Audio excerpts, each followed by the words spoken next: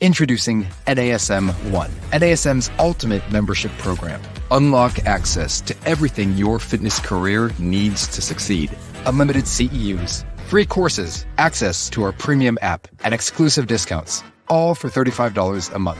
NASM One is best-in-class tools, cutting-edge certifications, confidence in your craft, and everything you do as a personal trainer made easy, so we can achieve our greatest goals together as one.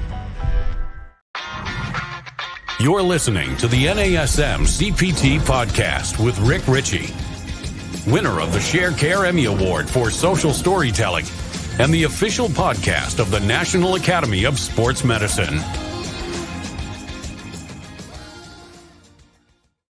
Hey y'all, and welcome to the NASM-CPT Podcast. My name is Richey, and today we're going to talk about training and misconceptions about being an excellent trainer.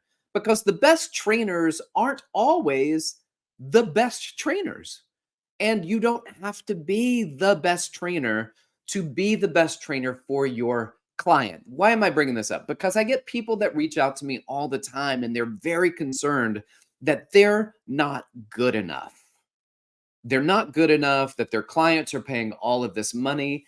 And you're paying this money, and I wouldn't pay that money for me. I wouldn't pay that much for me, but you are paying that much for me? I feel like I'm doing a disservice, that I don't know enough, that I'm not smart enough, that I'm not certified enough, I'm not educated enough, I'm not enough, I'm not enough, I'm not enough. You are enough. But let's discuss this a little bit. Before we do, I'm going to ask you to do a favor, which is to go to the show notes on whatever podcast platform you're listening to and to click the link on the survey. The survey is feedback we get from you about this show, not just this show, but if you listen to any of the other NASM podcast network shows, then to give us feedback on those, what it is that you like, what's not working for you, what it is that you like. When we do this, you talk about these things and that makes me so happy. And then you talk about these other things and I'm like, well, I thought we were going to talk about this. All right. So just a little feedback from you. You could be entered to win a $100 Amazon gift card, but don't do it for the money. Do it for the greater good, but also for the Amazon gift card to see if you could win that. So, and if you do, let me know. I'd be interested to see what type of equipment, gym equipment you're buying because of it. So anyway, let's get into the talk about trainers. And, we want to be the best of the best. We want to be good. We want to be ideal. We want to be able, whatever I'm doing, my clients, they never have any issues. They all lose all the weight that they want. They're all getting all the muscle they want. And even though a results-based outcome trainer would be delightful, it is very hard. Not all the time are people getting what it is that they want. Some things are very difficult to accomplish, even with a personal trainer. We're still trying to help them get their goals, but ultimately we have to look at it and say, maybe it's not just the programming that gets them there, because people need good fitness professionals. But what really people need sometimes go beyond how good you are at writing a program, because there are a lot of people out there that you're just exhausting group exercise instructors, exhausting trainers, that there's no method to the madness. As long as you're sweating and you can take your pulse from your teeth, that's how hard your heart is pumping, then you burn some calories. All right, doesn't make you a good trainer. But you can also do things that make you an exceptional trainer for your client. And I'll say that to say this. One time I was working with a company, and there was a guy that rented space that came in to train his clients. And he had it was some made up certification. It was literally something that you could take the test first and you had unlimited attempts. And after you pass it, you pay money and you get your certification. We didn't accept it, but because it was a residential building, then the people were like, hey, he's my trainer. I don't really care what you say. It's my building, my trainer. I want this guy. So the guy came in and trained. I don't think that he was particularly good at training. I didn't like exercise selection. I thought there were a lot of really bad choices, but I see why they wanted him. Now, he may not have been a very good trainer, but he was a great trainer. And what do I mean by that? There were things about him that were so undeniably remarkable that made me think, well, if I didn't know the difference of good training or not good training, I just went on how that person made me feel and I still got a good workout in. That's my guy. That's my guy. First of all, he was incredibly attentive. He was incredibly attentive. What an amazing job at never having his hands on his hips, never putting his phone in front of his face, always engaging with his clients, always there, kind of pointing and guiding and cueing. Delightful. Very, very good at that. What else did he do? He was so supportive. He was so supportive in what it is that his people needed. He gave quality feedback on what it is that they were doing. He was a cheerleader when they needed cheering. He was a drill sergeant when they needed pushing. He didn't let people get away with things, but he gave them what they need. I thought he was so good at that. No matter how much I didn't like what he was doing, that he was just making up exercises, at some point I was like, he is doing a good job with his clients. I'm not condoning the lack of skill set. I am just saying that he was really good for these people. And another thing he was, and I know this for a fact, he was a great communicator, always was putting his sessions in the calendar. It would show up on there. He would send them text messages. Remember when I told you, I sent you a message earlier this week just asking you about your meal plan. And I mean, he was so good. And then one day I did see him working with somebody and they were doing box jumps. And this person is definitely not a box jump up. It maybe could have gotten a jump down from it, but I wouldn't even program that. And then eventually they jumped up and their feet didn't make it over the box and they scraped their shins on the box, just the like a Venetian blind. It just rolled the skin right up the shin. It was awful. It was terrible. And I kind of think about that and I was like, well, that guy is another example of not being a good trainer. Certainly he was very attentive after we had to doctor up the legs.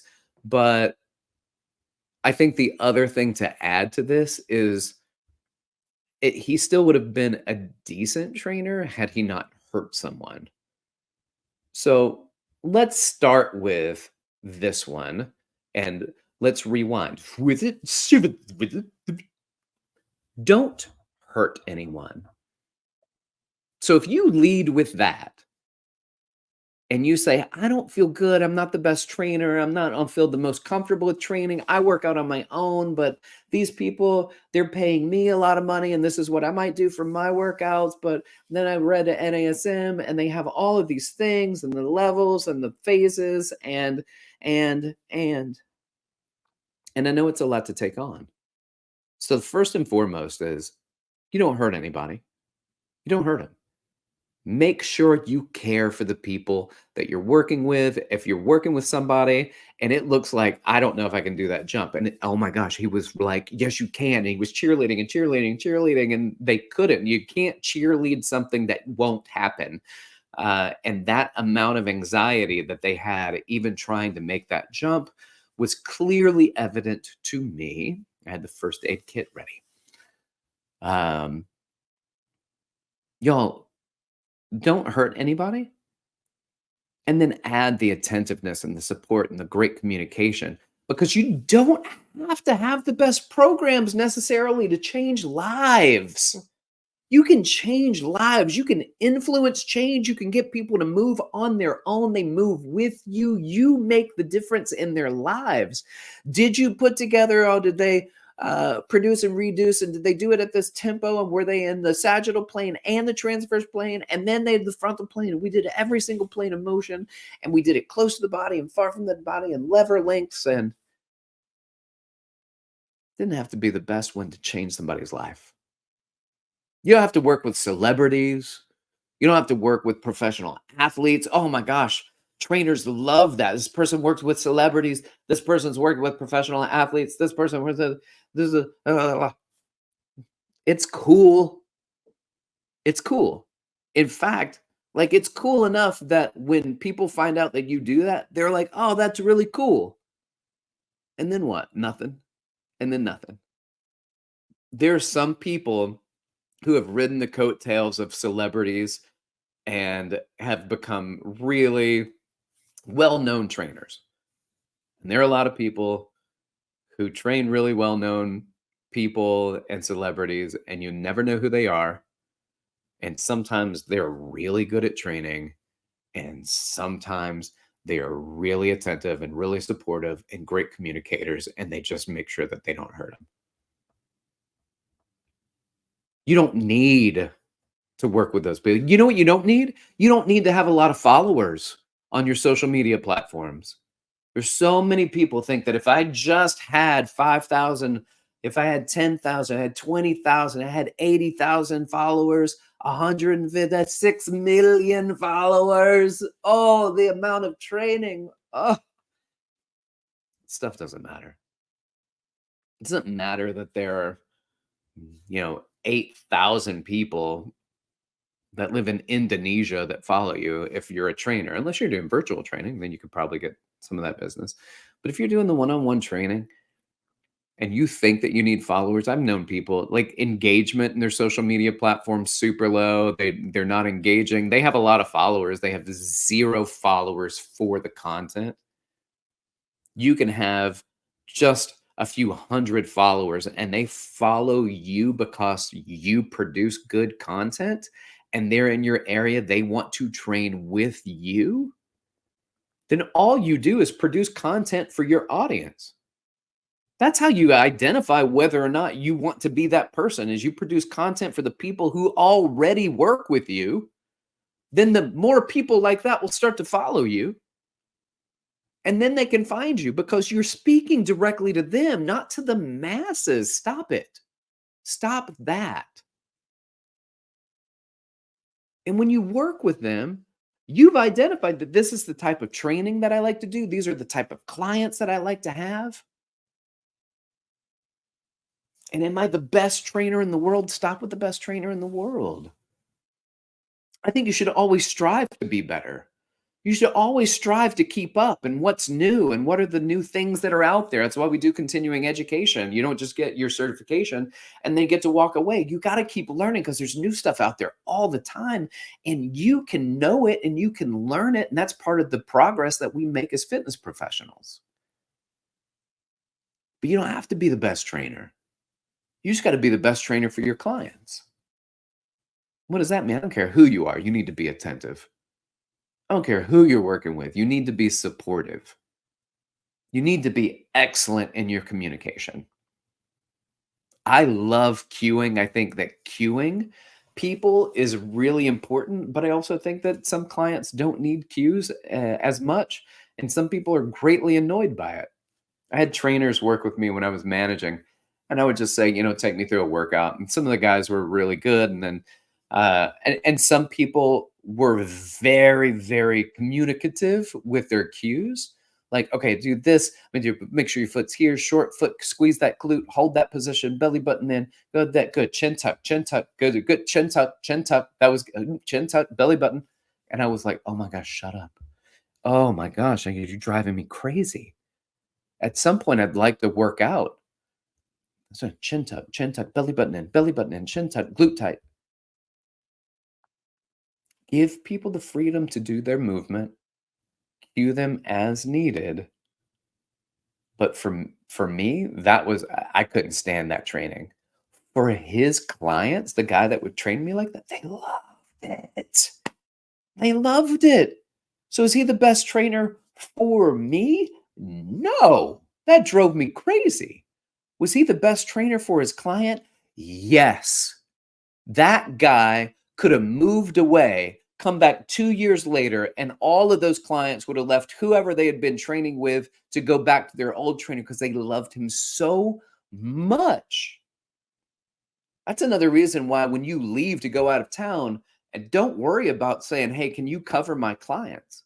Because you're like, I don't want to give him to that person because he's a much better trainer than me. He may be a better trainer. She may be technically a much better trainer than you. But you're their trainer. You're the one that's been attentive and supportive and been a great communicator. You have cued them. You have gotten them through the woes that they have had in front of them about coming to the gym. Your support means everything. You are important. Stop selling yourself short. Get better at training. But for those of you who are really good technically at training and you don't have a lot of business, it might be because the challenges of how attentive you think because your programming is stellar. You didn't need anything else. You didn't need to be as attentive when they're doing their exercises or as supportive. You didn't need to communicate throughout the week with them. You didn't need to really cue them or focus on some of the stuff that they were doing in real time because your programming was so good. And yet they're the ones with the clients and you're the one saying, how are they getting all the clients? I'm the better trainer. Are you? Are you? That's a question to ask. You can be a stellar trainer and still be a bad trainer. And you could be a really average trainer and be absolutely stellar because of who you are for your clients. And then all I say to that is, as you learn better, do better, and keep learning. Thanks for listening. Like, subscribe, share with your fitness friends and family. You want to reach out to me, you can do so. Hit me up on Instagram or Threads at dr.rickrichey, or you can email me, rick.richey@nasm.org. Y'all keep inspiring people to fitness. Thanks for listening. This has been the NASM-CPT Podcast.